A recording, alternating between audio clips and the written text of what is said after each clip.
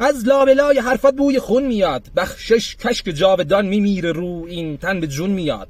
ما گرفتار قصه دراز باوریم، سپردیم به فراموشی خدا و اولین و آخرین. اعضای یک پیکرند آدم، اما گاهی قتل عام. خون می نوشن بعضیا بعد شرب نفت خام. جنگ قدرته، بچه ها تیکه پاره میشن، اما خب به تخملت. تولید مثل میکنیم، آدمی محصول اوی گندله.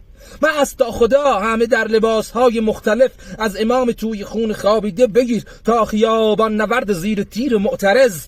نون مصیبت در آوردنش برای خیلی، یا برای بعضی یا به قدر گفتن هی بیا و هی بیا و هی بیا.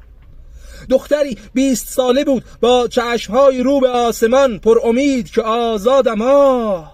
ناگهان از پشت سر آن مرد آزاد و گلوله ها.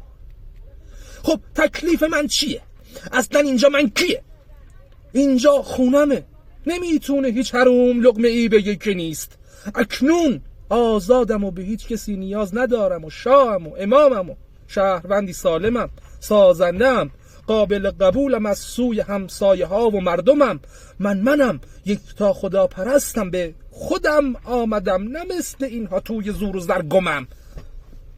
لخت مادر زادم اینجا انگار لاس وگاسه و پوشیده چون گمم. روحم از عرش کبریایی زد بیرون و ذهنم میره سمت زیر کمم. انسانم ای برادر ای خواهرم، معنا درونمه. من کوروشم، محمدم، نرون، همین ها از نمونمه.